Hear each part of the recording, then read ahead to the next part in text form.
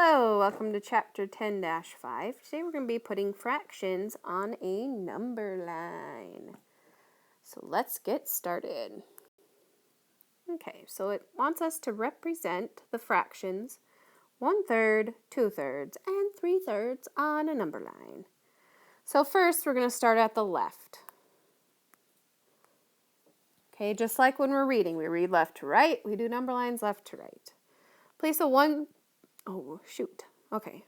fraction tile, pretend there's a 1/3 fraction tile here, above the number line and trace the tile. Luckily they have it dotted for us. Boop, boop, boop, boop, boop. 1/3 fraction line, trace the tile, shade in the figure. You can do this on your book, kind of shade around it, I guess. What fraction does the shaded area represent? That is a 1/3. Okay, this whole thing's one whole. This piece right here is 1/3. Place a second and 1/3 tile above the number line. Okay, so we're going to put a 1/3 one here and a 1/3 one here. Okay, so this one right here, 1/3. Right here, 2/3. Right here, 3/3. So the first two shaded together are worth 2/3. Yeah, I suppose we better talk about that. So you need this piece and this piece, two pieces to make 2/3, and then you need three of them to make 3/3, or this is also the same as 1. Do you notice how they kind of put a box 1 around 3/3? Because 3/3 is also worth 1.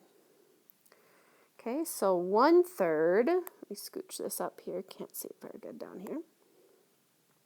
How many parts does each fraction represent? 1/3 is 1 part.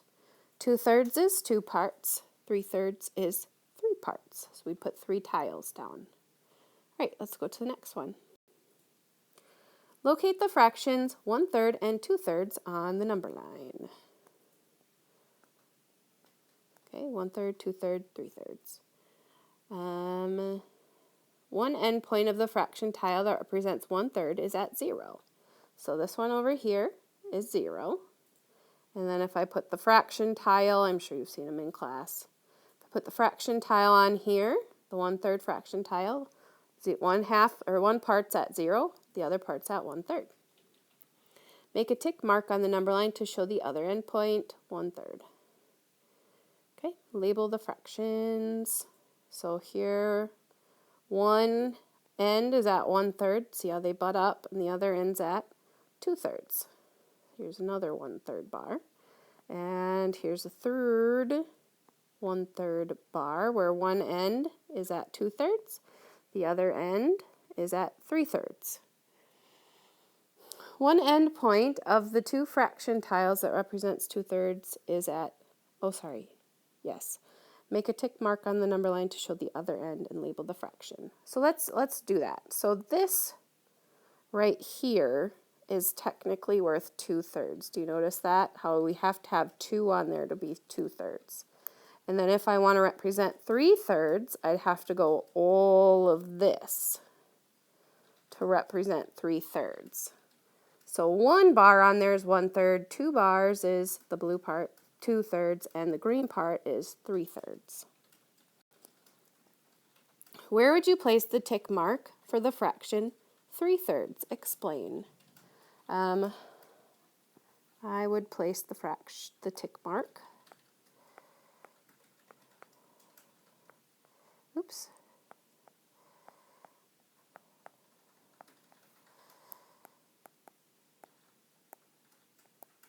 At 1.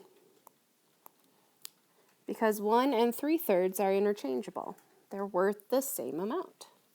Here we go. Sam is making a number line and wants to mark a point for 3/4 on the number line. Into how many parts should he divide the number line? He should divide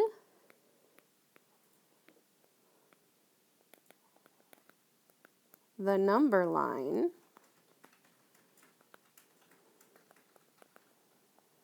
into, we are going to look at the denominator to see how many total parts I should have, into 4 equal parts.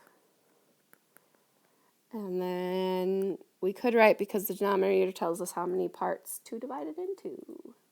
I'm not going to write that right now, though, because I ran out of space. Suppose Lisa makes a number line from 0 to 1. Then she divides the number line into 8 parts. What 7 fractions will she place at each tick mark between 0 and 1? Okay, so I know my denominator is going to be 8 because I have 8 total parts. So that means I'm going to put down 1/8, 2/8, 3/8, 4/8, 5/8, 6/8, and 7/8. Now, why wouldn't I put 8/8 down? Because 8/8 is equal to 1, and if it's asking me to write the numbers that are between 0 and 1, is 1 between 0 and 1? No, it is one of the endpoints, so I don't need to write down 8/8. Okay, so let's go to the next page here. Now this is on your homework, so if you flip forward a few pages, you can pause the video, get to your homework, and we can go through these ones together. Okay, label each unknown fraction with the fraction of the whole it represents. Okay, so this is 1/4.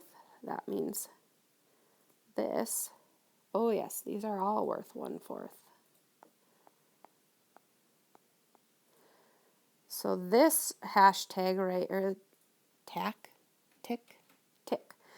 is 1/4. Okay, so then from here to here is 2/4.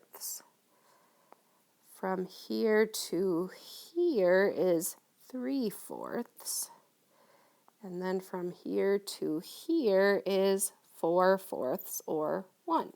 So I cut from 0 to 1 into 4 equal pieces, which is my denominator. And each one of those pieces is worth 1/4, but if we kind of measure it on the tick line, then we can see what each one represents. Okay, let's do that again. So each of these represents 1/8 of the whole. Okay, and so if I was looking, this would be 1/8. This would be 2/8. This would be 3/8. This would be 4/8. This would be 5/8. This would be 6/8. This is 7/8. And then the whole thing is worth 8/8, or 1. All right, let's go to the next page. This is also on your homework. Label the fractions between 0 and 1 on the number lines.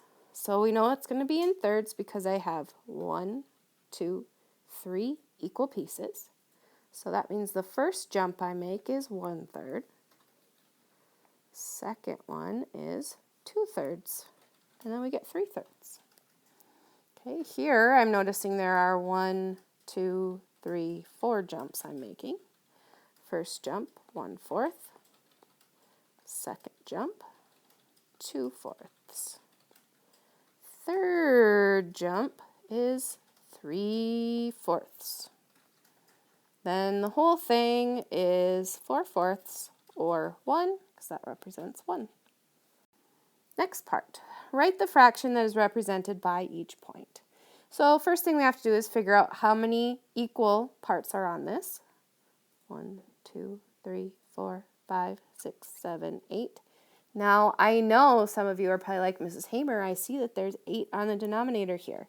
But it is always good practice to double check and make sure you recount so that you're not assuming anything. And there won't always be fractions labeled on there.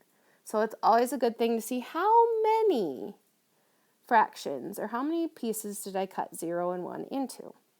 So point A is at 1/8. Point D is at 1, 2, 3, 4, 5, 6, 7/8. Point C is at 1, 2, 3, 4, 5, 6, 6/8. And point B is at 1, 2, 3/8. Okay, so again, this is taking your normal number line that you're used to working with. 1, 2, 3, 4, 5. And it's looking at, well, what's between 0 and 1? Okay, so we can be more accurate with our measuring. We can be more accurate with calculations if I know what's between this 0 and 1 here. So this is what we're looking at right here. What's between the numbers? Okay, wanted to do one little problem-solving one. Jamal spent 3/4 of his allowance. On the number line, label the fraction that represents the part that Jamal spent. So 1, 2, 3, 4. Okay, it's cut into 4 equal parts. Good. So I need to pick the third one. 1, 2, 3 out of 4. So 3/4 is right there. Label the fraction. So I'm going to kind of highlight the tick mark and put 3/4. All right, that's all I have for you today. Thanks for watching.